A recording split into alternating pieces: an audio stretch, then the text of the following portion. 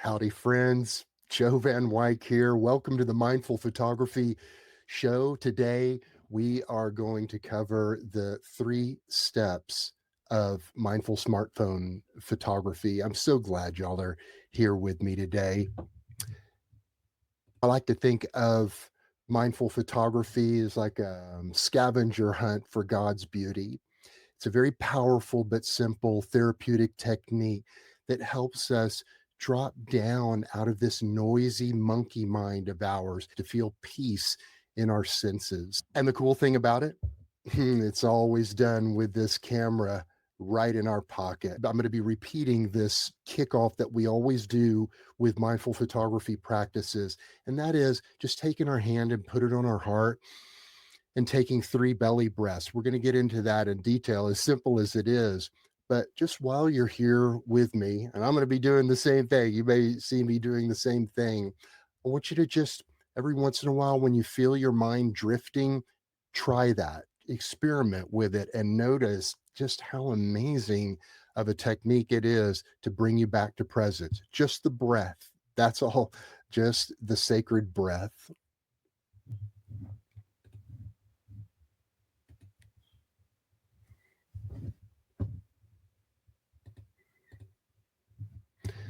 Last week, we went a little bit into the why of mindful photography. And today we're going to be talking about the how. But the why part for me is that I moved here to Colorado coming up on 6 years ago. And during the previous 4 or 5 years, I lived in Austin, and I was in the middle of a second marriage that did not work out and a very deeply dark part of my life. A couple of things happened that helped pull me out of that hellhole that I was in. Felt so helpless. One was that I found a group of Christians who also meditated. So I started to get into a real meditation practice. But the other thing was what I now call mindful photography. And somehow, some way, despite being in some really hardcore depression, I would peel myself off the couch and get downtown Austin. And I would approach people in the streets and do what I call now street portraits. And I would notice that after I'd be with these folks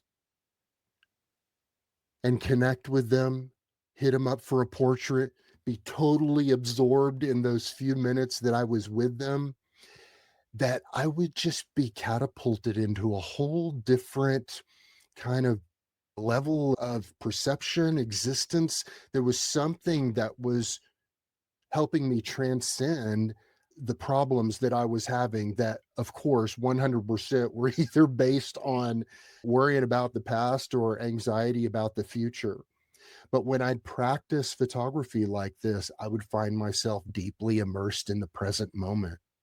And I'd be so touched by some of these folks that were the untouchables, let's say, and the people that are living on the streets and whatever, and just to be able to go and be with them and share consciousness with them and share beauty with them and let them recognize that they're special. It really did have this transformative effect on me, so much so that I started this idea that ended up being the underpinnings of the mindful photography field guide. I put it on the shelf. And years later, just about 2.5 years ago, I took it back off the shelf. And that's a theme that I'm going to be bringing up with you too, is asking you, hey, what's on your shelf? What's your book? What is that thing that God has been tugging you about, your dream, your hope, your project? And I believe that men, especially, are called to greatness,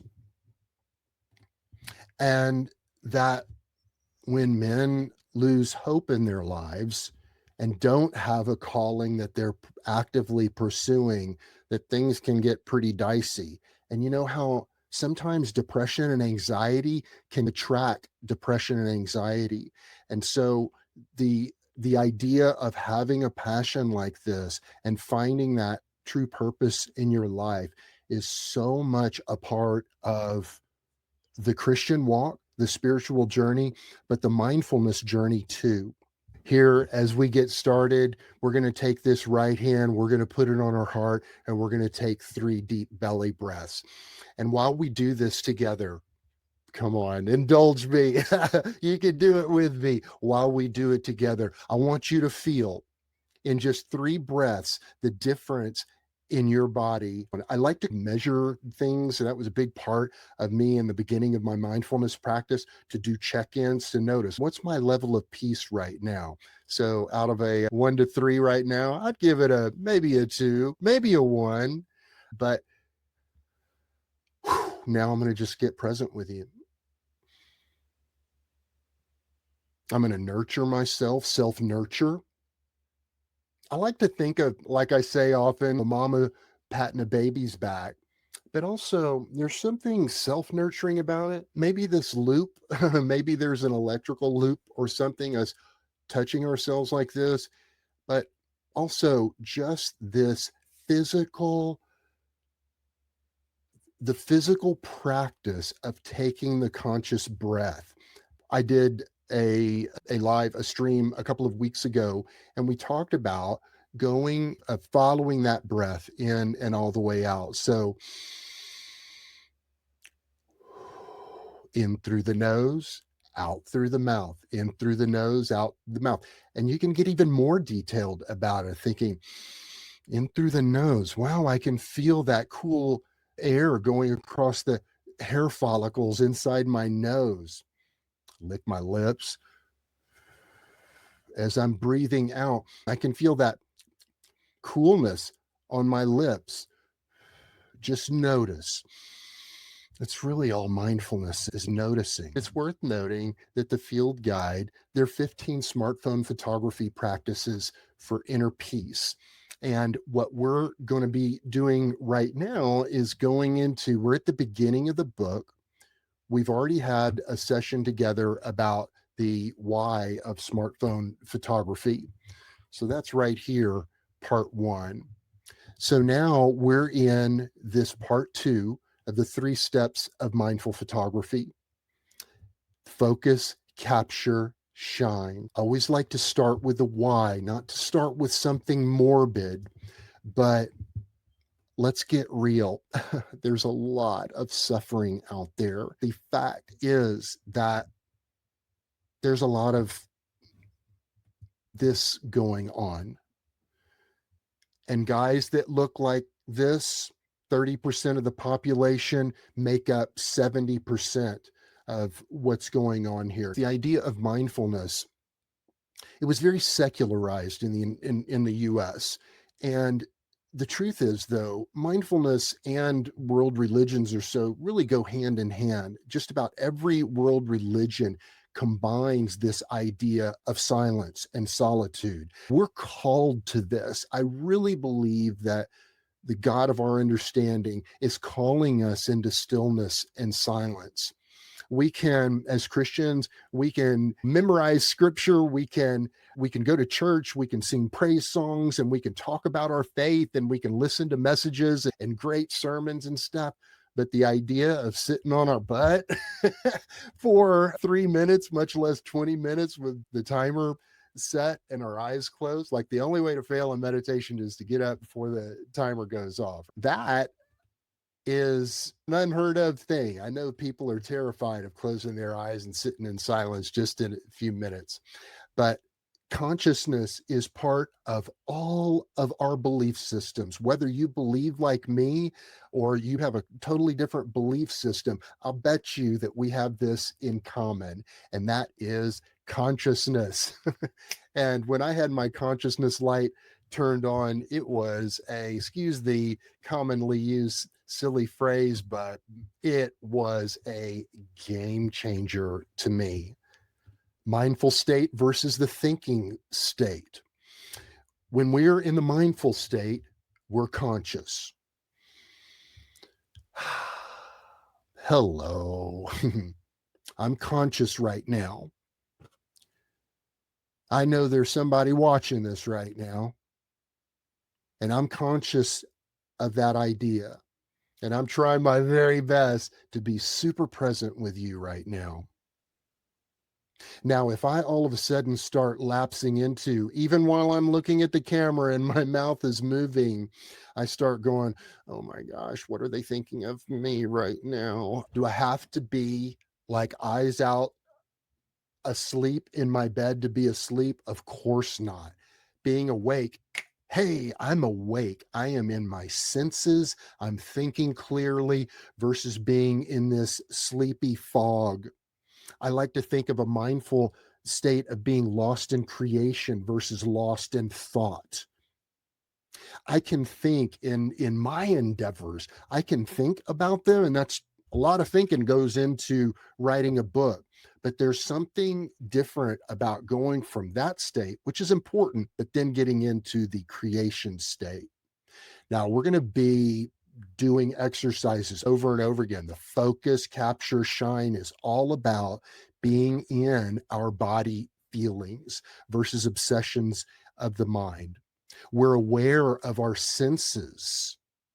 That's why we're dropping down out of the monkey mind, the chattering, out of control mind. And instead of trying to wrangle that in, we're dropping down into our senses. We are being still and knowing that God is God. We are waiting on the Lord, which means silence and absence of thought, ruminations, and the focus on presence. And it's very brief. So you just keep on coming back to that breath. In fact, I'll ask you right now, how's your breathing doing?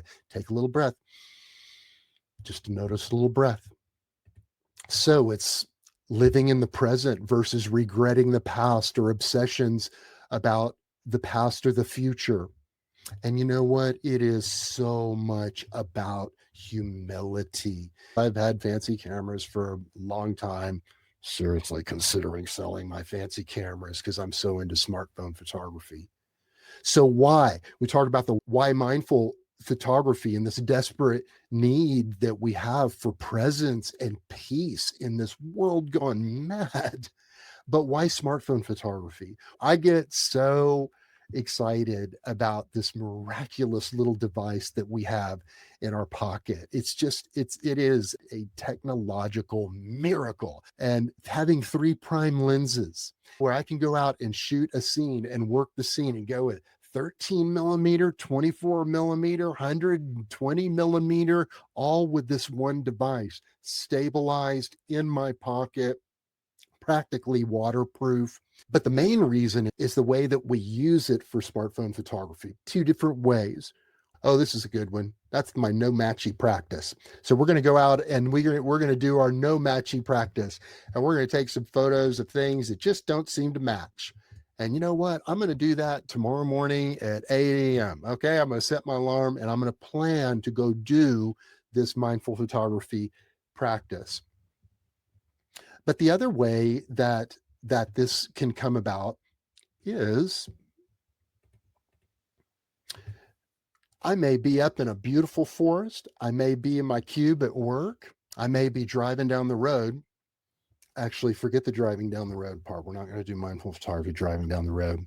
And I may notice that I am everywhere but there, everywhere but where my feet are, where my butt is. I could be with Frankie the Doodle over there and it happens. Oh my gosh, I'll notice myself out on a walk with him and I'll notice when he can tell he does not have my attention at all. Boom. That's the point where we can intervene on those negative thought spirals. So this is very much a therapeutic technique that I developed for myself.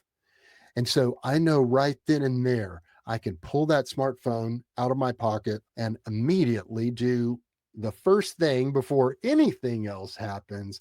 And that is take this world's greatest distraction device and boom, turn it onto airplane mode. Can you take a walk? Can you walk the dog without your smartphone? If you can't, I can relate. It's a struggle to leave it behind sometimes. but there's a way that you could start to detox from it. Take it along, but when you go on your walk, put it on airplane mode. Put your phone on airplane mode when you're sitting down to dinner with the family. It's like a signal to the universe. My mental health and my emotional stability and my presence with you, Lord, it means this much to me that I'm willing to turn this crazy noise making device onto airplane mode.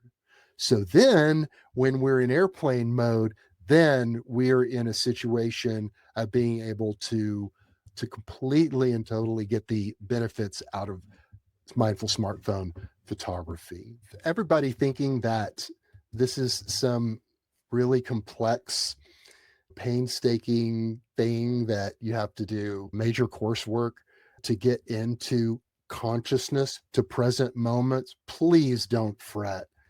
I've been at this for years and I'm still an amateur at this. I don't know where I fall on this scale, but just take note that present moments, really we're talking about seconds.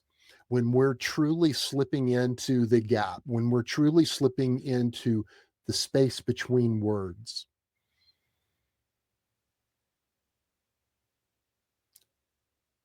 the space between thoughts. So even when I'm in the middle of a 20-minute sit, sometimes I'm just obsessing. My mind is really noisy, do my very best to not get caught and taken down that road, come back to breath, come back to my sacred word, let's say. So that's a fact. That's going to happen. Our mind's going to wander, and that's what it does. But there are some moments in there sometimes, I swear, I've sat down for a 20-minute sit and boom, the timer goes off. And I was like, darn it, I must have messed up and set the timer for 5 minutes or 10 minutes instead of 20.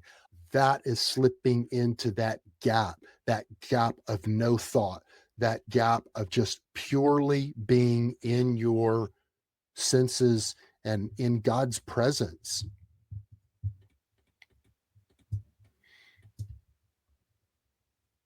There are 5 different sections in the book. One of them is follow the light. Next, foster gratitude, learning how to show stories versus tell stories. And then surrendering control, letting go of the past. And then the last section is on love. Next week, 9 a.m. Mountain, Saturday morning, we're going to get into the part 3, the mindful photography practices themselves. And I don't want you to miss this because we're going to be talking about a process called follow the light that is going to be like the quickest way to transform your smartphone photography. We're going to learn about backlighting, noticing things that sparkle, keeping our face towards the sunshine, both with our camera and kind of metaphorically. And then this idea that speaks to perfectionists like us called no matchy. Let's talk about action.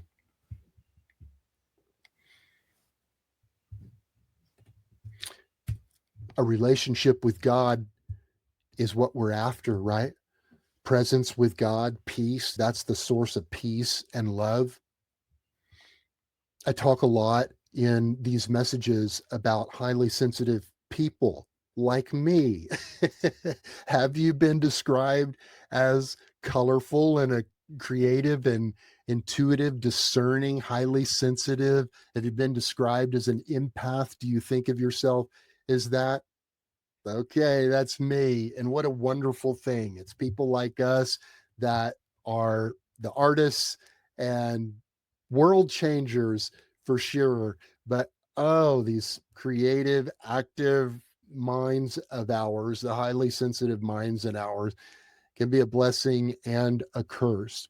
So I know what it's like to walk into a room and feel like you're picking up on all of the energy in that room. I know what it's like to feel things so intensely. So when that gets to the point where the noisiness turns on into a red light on the dashboard, all of a sudden the thoughts are getting really dark. That is the point where we intervene. And that noticing, that is mindfulness. Notice, because so many times I can be so far down that road of being dysregulated, pissed off, freaking out about whatever, worrying about the future. And boy, I can ruminate on it for minutes or maybe hours before I notice, whoa, I have been in thought mode and not in body and embodiment mode. That's the point where we intervene. The focus, capture, shine process. The focus is not, okay, get out there and focus your camera. The first step is to focus on our body and our surroundings.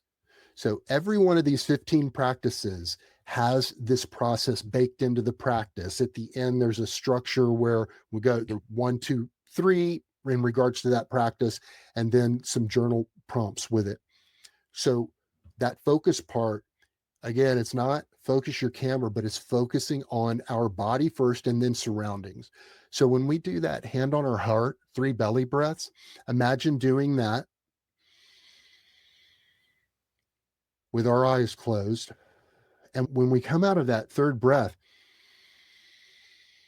opening our eyes to our surroundings. And when you do that versus just, okay, let me go out and take a pretty picture here. No, it's a whole different factor. It'll improve your photography immensely doing this because you're cooperating with presence. So you're focusing on that body first. And then as we come out, we just notice our surroundings. Notice what's around us. The second step is to capture, but it's to capture the present moment. Mindful, you're in luck if you don't consider yourself a famous photographer or something. Great, you're in the right place, because we're not out to take pretty pictures with mindful photography. We're actually out to capture the present moment. I'm here with you right now. Are you here with me? My mind's drifting a little bit, actually. So, you know what? I'm going to capture this present moment. Doink. That's my creek over there. Boink. That's my present moment reality right now. That's what I'm capturing right now, is just this present moment. Notice what I see. Don't have to think it through. Notice what I see. And you're going to notice as you get better and better at this, or as you practice this more, should I say, you're going to notice yourself all of a sudden to be drawn towards drawn towards God's beauty. Through all this focus, capture, shine, and all of that, remember, when all else fails, go out and find God's beauty. God speaks to us in so many different ways. Sometimes it's a still small voice, but sometimes it's in one single solitary aspen leaf. And me going up to that one precious little leaf and the little veins in that leaf, and maybe it's turning a rusty, going from yellow to orange. And I capture that one little aspen leaf. And then the third step, shine your light and bless someone. God doesn't want to take your beautiful gifts and ability, like it says in scripture, taking a candle, a lamp, and putting it under a bowl. No way.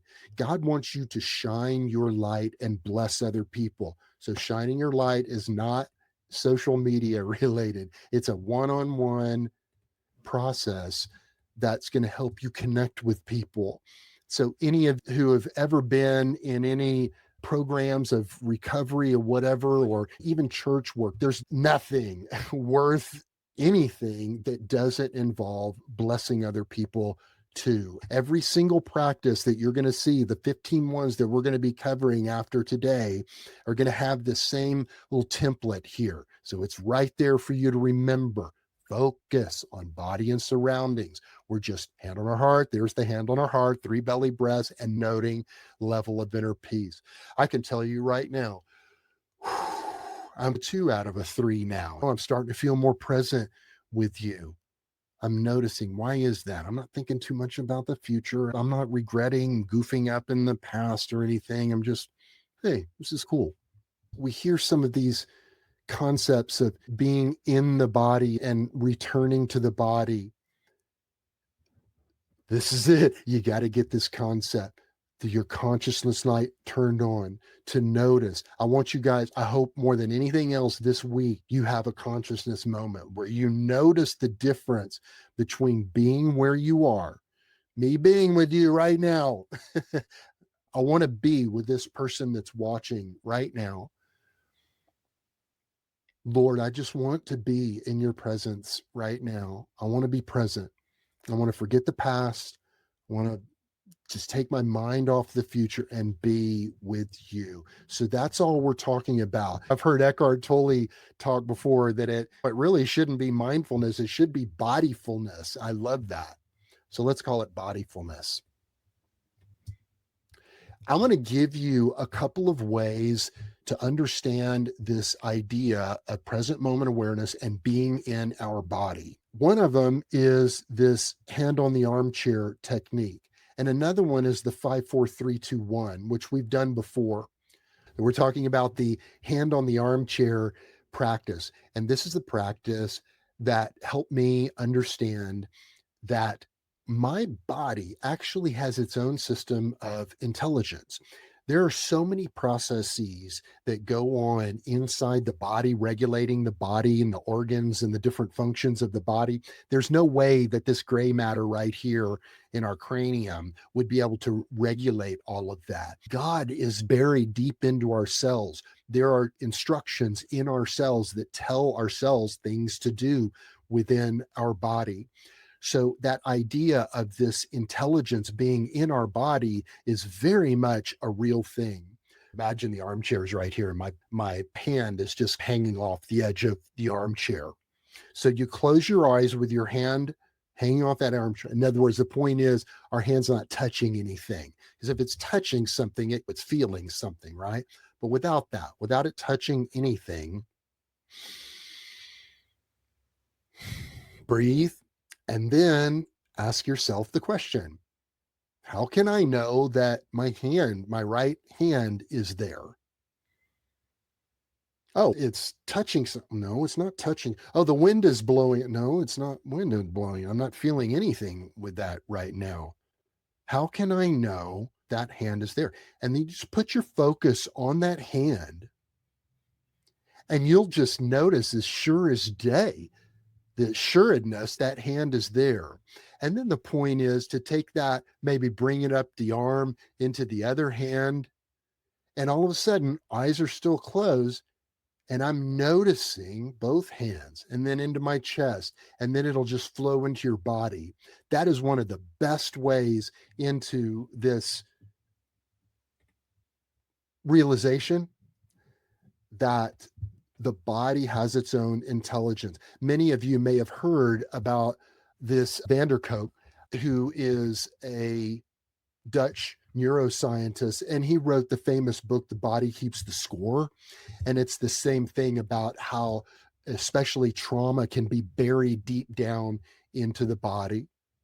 So here is where we go into the hand on the heart, 3 belly breaths. Another technique that I highly recommend that you learn to practice, learn to bring in to your mindfulness practice is the 5-4-3-2-1. I'm not going to go through this today because of time constraints, but suffice to say that this came about through me calling 988 one time. I was really severely depressed, freaking out, and I call that number, and the saint on the other end of the phone took me through the 5-4-3-2-1. Simply 5 things you can see, 4 things you can feel, 3 things you can hear, 2 things you can smell, and 1 thing that you can taste, and go through that practice right there. And that will also bring you into the present moment and snap you out of severe dysregulation.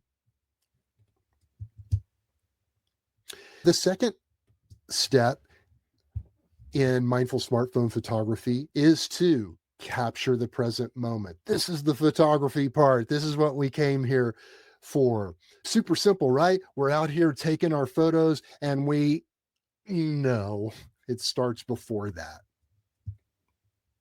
I learned a concept a while back of opposite action, opposite to emotion action, that we, despite all of the emotions and the raging inferno that's going on in our mind, we're able to act opposite to what those negative dark thoughts are telling us.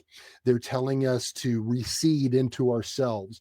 They're telling us to not take action. Those dark thoughts are telling us to think it through some more, but we're actually going to act opposite to those emotions. Those emotions are all here. No, they show up in the body as a result of thoughts combined with body sensations, and that's an emotion. So they're very powerful together, and they feel like concrete, or feet buried in concrete that we cannot move, but you can. We talked earlier about me getting my butt off the sofa and getting on my motor scooter and going to downtown Austin. I was acting opposite to my emotions. Acting opposite to our emotions is telling us, no, I'm not going to believe my emotions.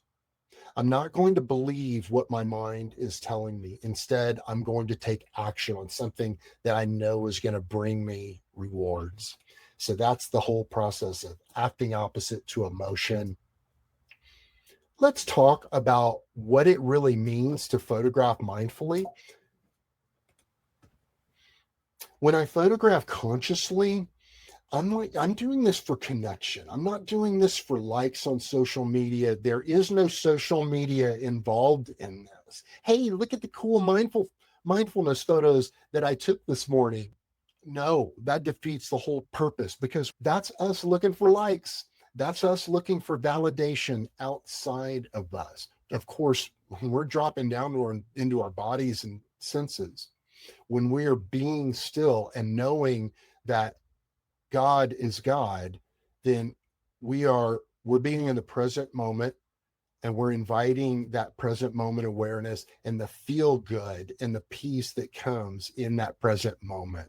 So we're focused on our five senses. We're lost in creation. We're present. We're aware, versus being creating for lights, completely detached from reality, hurried up, and essentially asleep. Imagine giving a phone to a child and how a child would react and take photos without being self-conscious, or other people going to these are who no, they're just there in the present moment and letting their body, letting God draw them to what they're going to notice. One of the sections of the book is tidying up, or we're going to talk about doing a Marie Kondo to your photos. So it's really important that when we go out and do a mindful photography session, that we then edit them down to just a select few photos. So in this case, I took a trip down to San Antonio, and my son and his wife and we went to the Alamo, and I was taking photos at the Alamo. So this is a little mock-up of what an old contact sheet used to look at, and I remember people doing in ad agencies. And so you just, no, that's a no.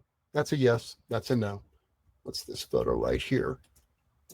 So I kind of liked how, see her where her leg is there. There's movement going into it. It looks more static over here.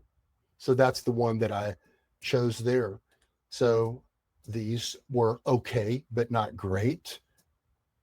Didn't like that close up view, but I liked this one a little further away. Get the idea. So you're going to go through with a really sharp hatchet and delete ruthlessly. Out of a session of maybe 20 photographs, whittle it down to just a sacred few. Just say 3 photos. Now, when you do that, then you're going to know that those photos that you did keep in there, those are photos that you want to keep. They're truly the best of the best. 13 years ago, Johnny's birthday party, and you have 50 photos of that. Imagine the mindfulness comparison between looking at the 50 photos of Johnny's birthday party from 13 years ago, and then all of a sudden you've whittled those down to just the 3 that mean the most to you.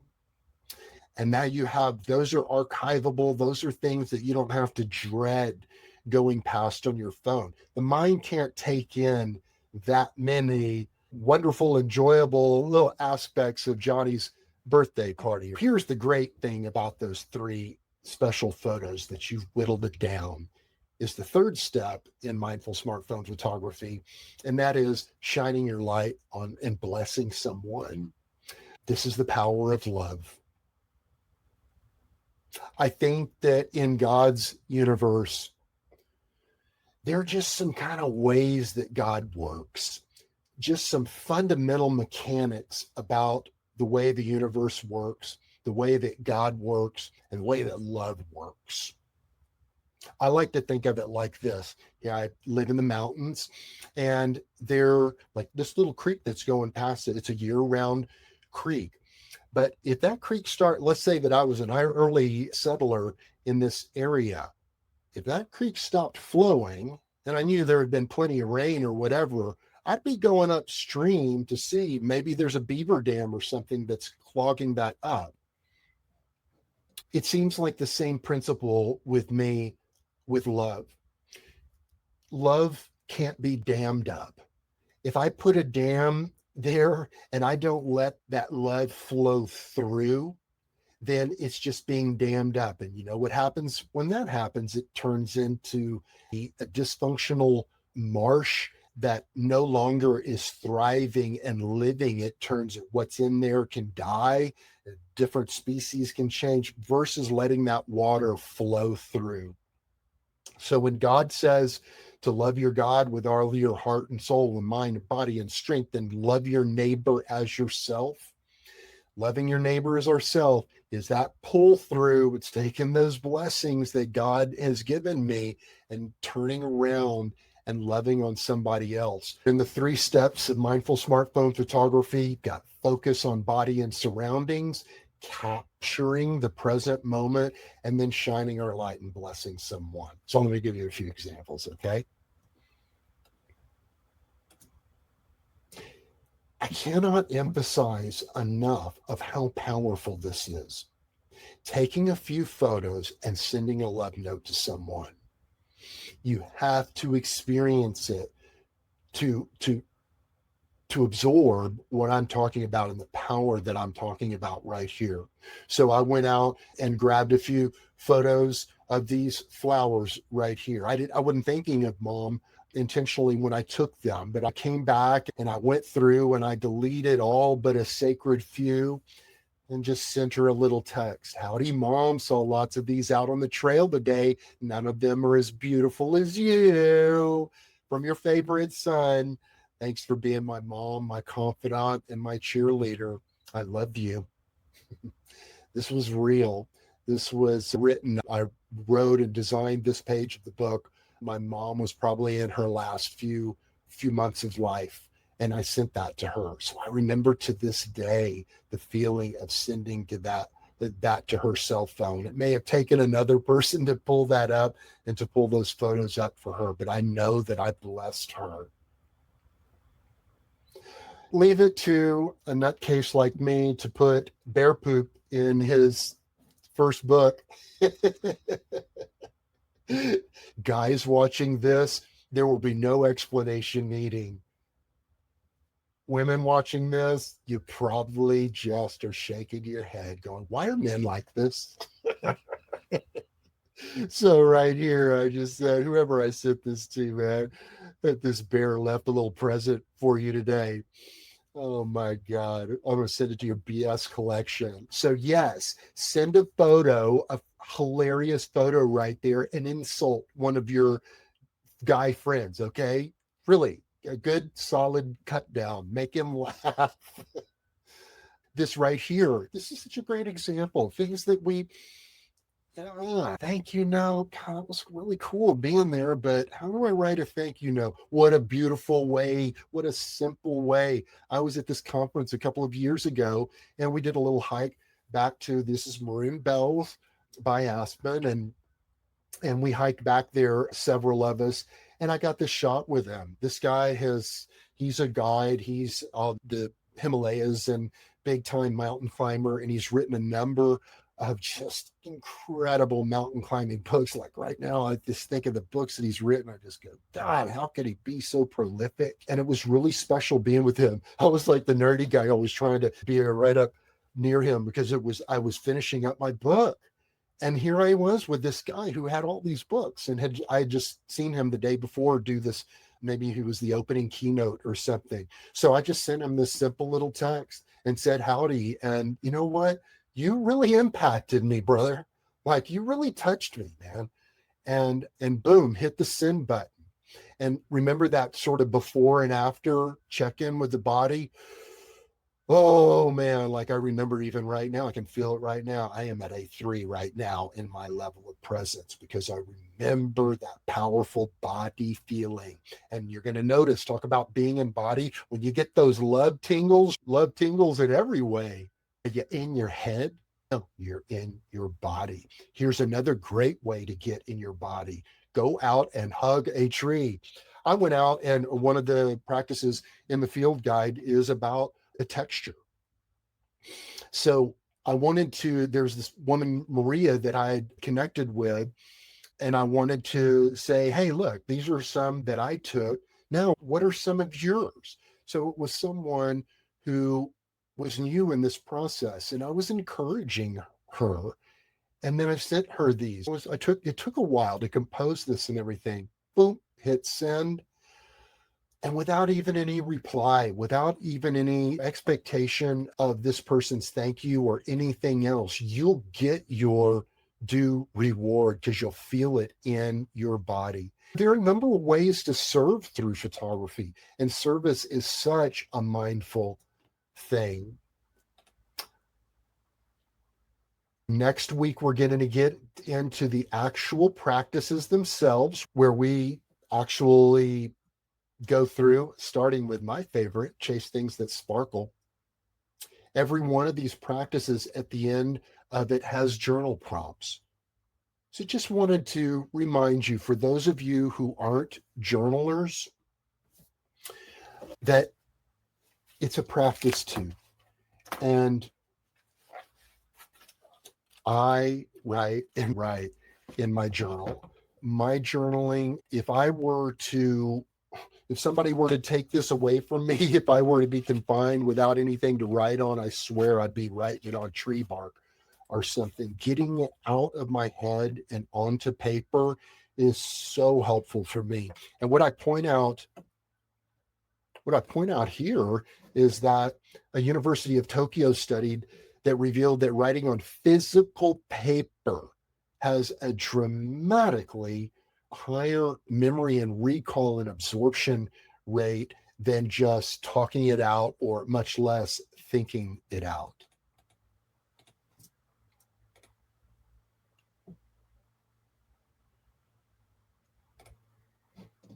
I'm going to show you a few photographs that meant a lot to me over the past week. Actually, I showed this to you guys last week. I just wanted to start with this one because it just makes my heart sing. This is the back road to Crested Butte, Colorado. Big time aspen gawking road. Over the past week, I promised you guys I was going to be doing my 3 photo blessings practice. It's where we go in day by day, and through the day, we're taking photographs of things that just, we're taking our mindful photographs of things that we feel gratitude towards, ways that we feel that God is like speaking to us through our photography, through our senses. And the 3 photo blessings, this practice that you can download at mindfulphotography.org. You go out and take 3 photos through the day of something that is blessing you, that you're thankful for. So in this case, instead of a photo, I actually did a screenshot. This was a point at like last weekend or so that I was taking some long form videos out of this long stream and ramping up the amount of content that I'm creating. And I just looked back at this and went, wow, I did that. And so the 3 photo blessings, it doesn't stop with just the blessing. It actually goes from the blessing to the why that thing happened. So right here, this is the spot where Frankie, when I have my quiet time every morning, and Frankie comes over next to me. Frankie, you're going to come over here and say hi to people. He comes next to me, and I just took my camera and kind of at an angle like this, and went click and took that photo. Oh man, if I look at this photo 10 years from now, I will know. I don't know if I'll still live here, in my little trailer on a creek in 10 years. If I do, God bless it. Okay, fine. So maybe it'll be exactly the same. But if I moved on or something, and gosh, I guess in 10 years, I'm not sure if old Frankie will be around, but I will remember these moments day after day. This is our routine. Joe in a robe with Frankie right there. And I take that blanket and I put this down here so we can put his chin on this. And it's our routine. I took a photo of Mom's Bible. Love you, Mom. And it was open to Psalm 37. Whoop, there it is. And this beautiful, precious Bible that means so much to me. It was my mom's Bible. And there's Psalm 37. I took another photograph of my hand on that Bible and feeling those pages. And every once in a while, Mom wrote notes in it. And oh, to see her handwriting, her beautiful cursive, her notes inside this Bible, and to touch those very places, that meant so much to me. So I took a photograph of it. I felt that feeling like, oh man, I'm going to take a photograph of that right now. And this photograph also served to remind me of these words in Psalm 37. Take a deep breath. And I just want to say to you, trust in the Lord and do good. Dwell in the land and enjoy safe pasture. Delight yourself in the Lord, and he will give you the desires of your heart. So trust in the Lord and do good. Dwell in the land and enjoy safe pasture. Delight yourself in the Lord, and he will give you the desires of your heart. I gotta say that this could very well end up being a this could be my mindful photography verse. I got to tell you, because the idea of trust, just trust, simple trust in the Lord and doing good. Dwell in the land, Joe. I can picture God just saying, Joe, get out there and dwell in the land and enjoy safe pasture. Delight in me, and I'll give you the desires of your heart. And I think that there's something that's so powerful and metaphysical about that, and an esoteric way. When I delight myself in the Lord right now, what we're looking at right now together, I'm delighting myself in that. Like, I love this photograph of my hand and Mom's Bible, and it's bookmarked there, and all the creases and stuff. It's letting myself just go, oh my gosh, this is such a godly thing, and I'm delighting in it. And then delight yourself in the Lord, and he will give you the desires of what's the connection? It's not a fake, just, oh, thanks, God. Whoopee. Okay, gimme. It's, wow, this is so powerful. I notice the effect this is having on me. I love this so much. I want more. I want more. And just like we as parents, if you're a parent, might say to a child, oh my gosh, a child comes to you wanting more of a righteous thing. You can see they're delighted. And heck yeah, I want to give my kid more of that. And kid, there's more where that came from. There's the little creek. And what do you think of this photo? Is this going to be on the cover of gardening magazine or something? No. I didn't even care. This thing took me just a couple of minutes. I went out the door, my little trailer, to hustle, and to get in the truck and take off. And I heard the creek noise, and I looked over there, and I could see the top of these flowers. And I thought to myself, nope, I'm going to take a minute right now. So I went back there, and I got just and clicked, took that photo, drove off. But you know what that photo represents right there?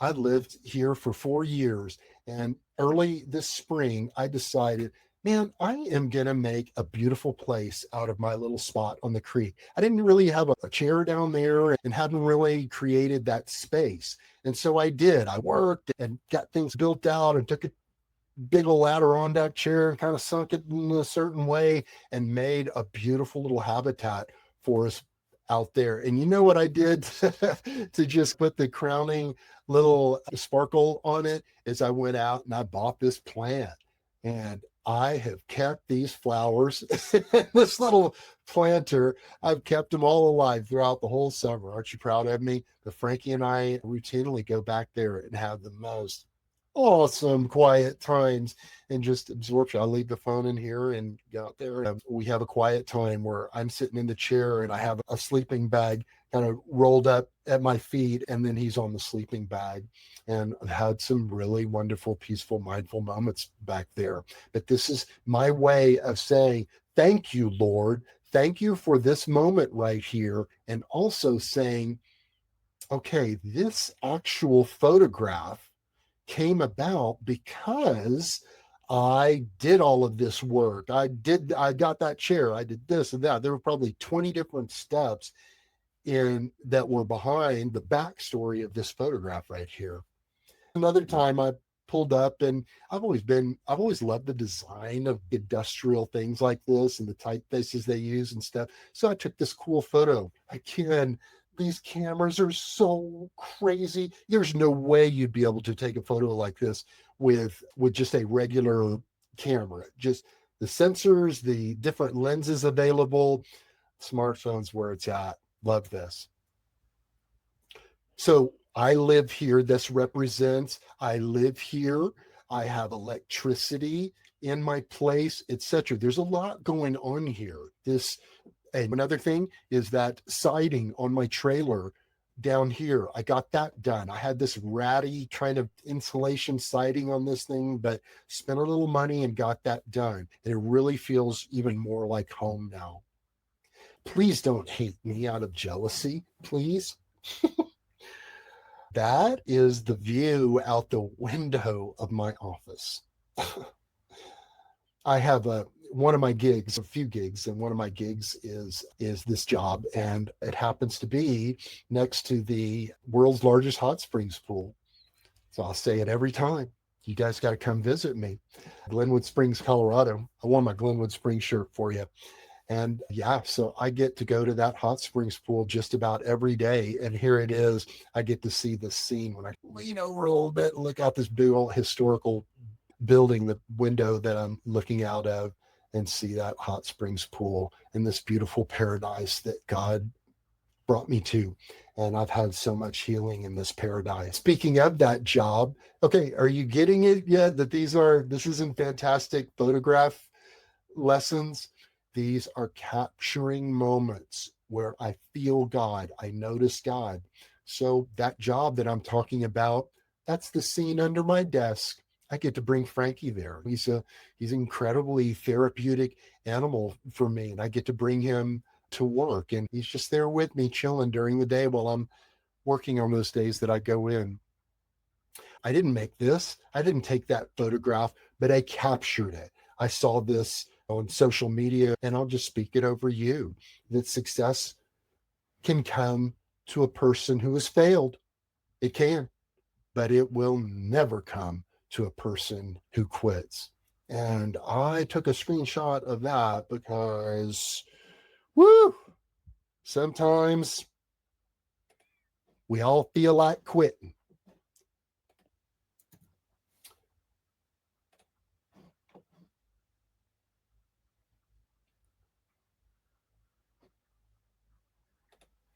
Friends, we're going to wrap up now. I'm so glad that you've been with me.